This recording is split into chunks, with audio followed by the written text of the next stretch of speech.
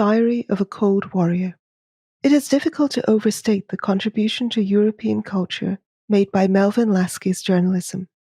But Lasky has suffered the fate of the editor, which is to be forgotten. 20 years after his death, no Lasky biography exists, and only a short extract from his own memoirs has ever been published. It appeared in an issue of Saul Bellow's short-lived literary journal, News from the Republic of Letters, which is virtually unobtainable today. Lasky's diary was discovered among his belongings after he died in 2004, but only now, 20 years later, is it being published in an English paperback edition. It appeared in German translation in 2014, and by an academic imprint, not a mainstream one. As a result, it includes several essays by academics in the field of cultural Cold War studies, so that readers unfamiliar with Lasky's life and work can become acquainted with him before they get to his diary entries. Lasky arrived in France in 1945 to chronicle the American advance into Western Germany as a 24-year-old combat historian. This was a less glamorous job than it sounds. In Lasky's description, it involved compiling, quote, the kind of truth which has devastated every element of a free spirit in the world, which has bureaucratized and corrupted speech, instinct, and conscience. This is our truth, which makes no one free and enslaves no one so much as our poor selves. Lasky was Jewish and firmly anti-totalitarian, but he possessed the intellectual independence to resist a monochromatic picture of the war. His diary displays his sensitivity to the suffering of ordinary Germans and his horror at the devastation of their country by Allied aerial bombardment, which he considered a crime against civilization and a symptom of the generalized moral atheism of his times. Quote, one loses in time one's capacity for moral alarm. The barbarism is deep and everywhere, and no one any longer is able to recognize it. What a terrible wasteland this new war, more than anything else before, has uncovered. The first city he came upon was Darmstadt, which had been destroyed in a single night in September 1944 by a bombing raid that claimed 15,000 lives. Evening. The city of Darmstadt is beyond belief.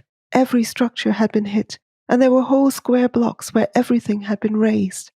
We must have gone miles, and it was hard to believe our eyes. An entire city was missing. Night was falling, and we made our way forward in terrible wonder and with an expanding sense of horror. The advanced state of the destruction of Darmstadt invites the question, asked by British philosopher A.C. Grayling among others, did the destruction of entire cities actually influence the course of the war? Lasky made his feelings quite clear. One of these days, I trust, the whole rotten mess of stupidity, ignorance, inadequacy, narrow-mindedness, and barbarism which inspired the aerial destruction of Germany will be exposed. Lasky was a New Yorker, but his parents had emigrated to the United States from Poland, and he grew up longing for European culture and literature. He moved in exile circles and obtained his first job in journalism in 1942 as an editor for the Journal of New York's Menshevik émigrés, The New Leader. So it is unsurprising that Lasky elected to stay in Germany after his military service came to an end, and he was able to do so by working as German correspondent for his former employers, as well as for the left-wing anti-Stalinist magazine, Partisan Review. It was with a grander project, though, that he would make a name for himself. Lasky was only able to speak a smattering of broken German when he arrived in the country, but in 1948 he became the founder and editor of one of Germany's first post-war cultural journals, Der Monat, the month. Lasky was determined to help recover the intellectual life of pre-Nazi Germany, which had survived only in exile. Oh, if only a new Germany could be born, Lasky dreamt, as yet unaware of the role that he would play in its maturation. A country again of culture and civilized fraternities.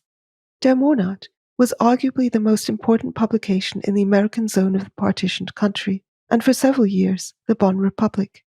Its first issue featured contributions from Bertrand Russell, Arnold Toynbee, Arthur Koestler, Rebecca West, and Jean-Paul Sartre, while subsequent issues included the bylines of George Orwell, Ernest Hemingway, and Benedetto Croce, as well as poetry by T.S. Eliot and theatre criticism by Laurence Olivier.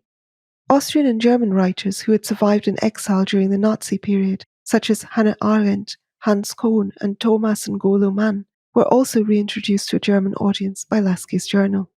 It is not easy to express how important the sudden appearance of a highbrow journal of ideas was to a country recovering from 12 years of totalitarianism and 3.5 years of rubble and occupation.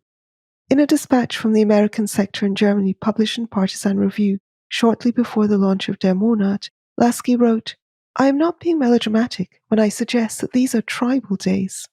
Apart from the uncivilized living conditions in many cities, the chronic shortages of food, and the fact that sex and cigarettes were now the primary currencies in the country of its late puritanical furor, Germany was suffering paper shortages, as well as transportation crisis caused by the inefficiency of the four-power administration.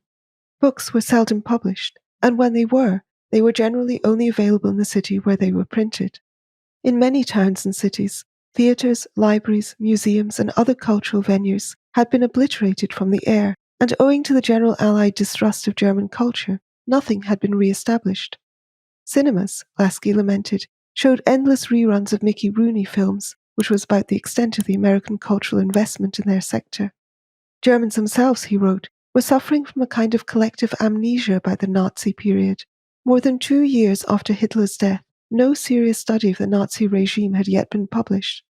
But neither the British nor the Americans had considered the advantages of educating Germans by publishing translations of any of the representatives of the other Germany, Konrad Haydn, Sebastian Haffner, or Franz Neumann, for instance, whose books about Nazism were already widely read in the English-speaking world.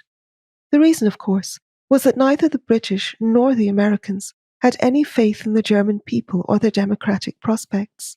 During the war, the best-selling genre of literature in Britain was, for quite understandable reasons, that produced by the Destroy Germany school, which argued that Nazism was only one strain of Germany's black record of militarism. The only way to avoid endless